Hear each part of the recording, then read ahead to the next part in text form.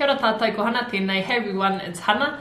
I've just been sent through some questions by the rangatahi from Rātana, and I'm going to go through and answer them now. I whānau mai au I te Pātai Whakautu, I te rohe o Manawatu, I roto i ngā ringa manaki o Ngāti Rangitāne. My childhood was awesome. I loved it. It was full of love, full of laughter, full of adventure and encouragement to try new things.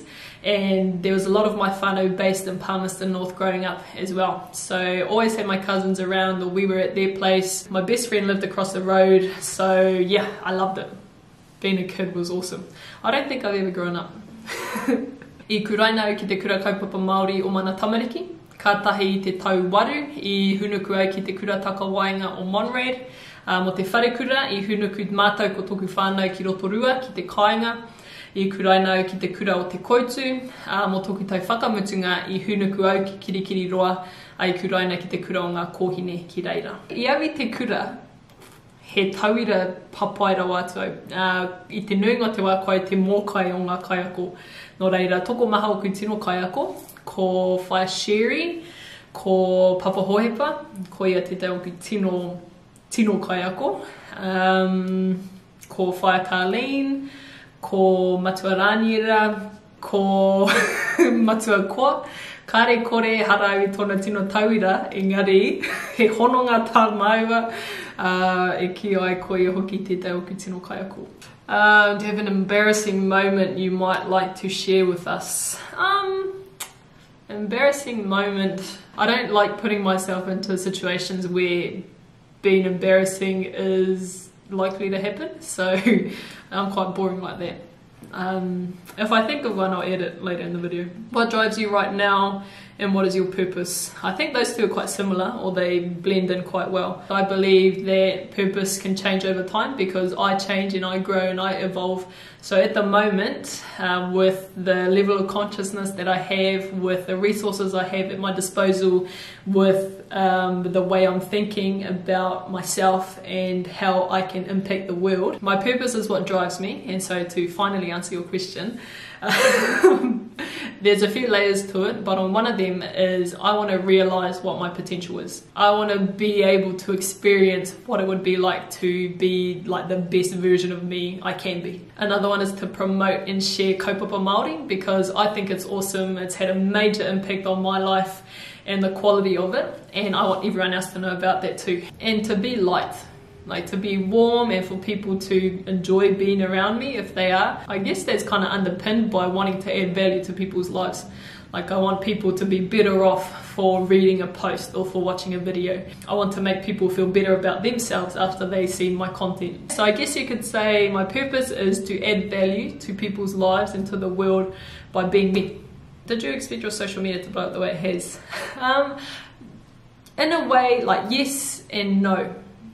It's like I visualize a lot, and so I visualize myself having a lot of influence and making good impact and being famous, but then for it to manifest in real life is still surreal sometimes. I'm still getting used to it, not that I'm super famous yet or anything.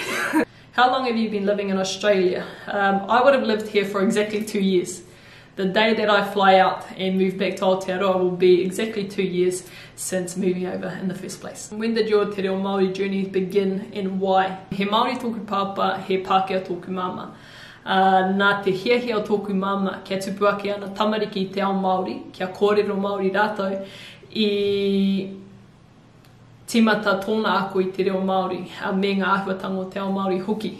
Kia ahe ia te kōrero me te kohe te reo Māori ki ana tamariki. Kei reira te orokohanga o tōku haerenga kōrero Māori. Nō reira I kōrero Māori oku mātua I te kāinga, I poi au I te kohanga reo o te awhina me mana tamariki, kātai hoki I te kura kaupapa Māori. My top 3 favourite spots to chill and relax would be somewhere comfortable at home, so probably in bed or on the couch. It would be out by the beach with tangaroa. It's really soothing and relaxing for me. Or with tāne in the forest in the ngahere. Since I moved to Australia 2 years ago, I've been back to Aotearoa, I think 4, maybe 5 times. So did I ever leave? One thing people may not know about me is my middle name. They can keep on not knowing. I represented Aotearoa in Ultimate Frisbee. yeah, what's your diet and training looking like on a daily basis? I eat whatever I want, which is probably not the greatest. I like to eat healthy anyway because it makes me feel better. But I don't eat dairy because it's not good for me and I've taken it out of my diet. Breakfast is usually an omelette or a smoothie when it's warmer. Snacks would be whatever's left over from last night's dinner. Noodles sometimes, and then dinner is usually a big salad or a fish because I've started to cut down on my meat intake as well. And my training is a workout every day except for Saturday or Sunday. I'll just have a day off just to rest. At the moment I'm training for Te Aro Māohi, the ancestral games held in Tahiti each year.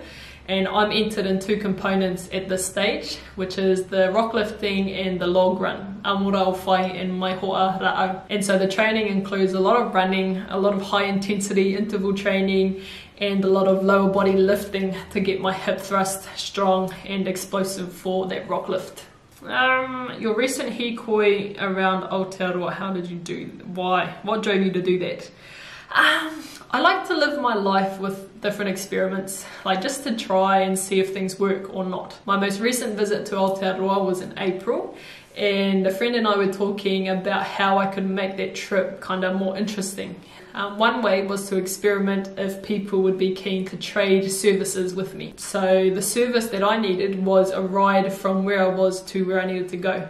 And in exchange, I could provide a life coaching session, a photo shoot, some inspirational quotes, social media marketing sessions, or just good company for the car ride, in the hopes of kind of building something stronger than just a transaction like, oh, here's $40, thanks for the ride, kind of thing. It's also to encourage people to reflect on themselves and their skills, what they're good at and what they can offer the world as well, rather than just a paycheck, rather than just money. Another layer to it was to see if my presence on social media or my influence on there had any grounding in real life. I really don't like giving advice because my perspective and my view on things is based on my own experiences and the environment that's shaped me, which will be different to the next person and the next person and the next person. So I guess if you're going to listen to someone and you're going to take on their advice, make sure they're worth listening to. Make sure they've done the things that you want to do.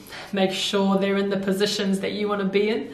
Like, I'm not going to listen to someone giving me business advice if they've never owned a business before, or if their background is something totally unrelated to what I'm trying to do. I have a lot of people giving me advice and telling me what I should and shouldn't do, which I acknowledge. Like, a lot of them mean well, or they have good intentions, but I'll only take the things that I like, that are relevant to me, to my kaupapa, and to where I'm trying to go, what I'm trying to do, what I'm trying to give, who I'm trying to be. But if it's not, then I disregard it altogether. That's probably what's had the most impact on me and the kaupapa that I'm trying to grow, is that I don't listen to people who aren't who I want to be, who aren't in the position I want to be in, who haven't done the things that I'm trying to do. Kia ora.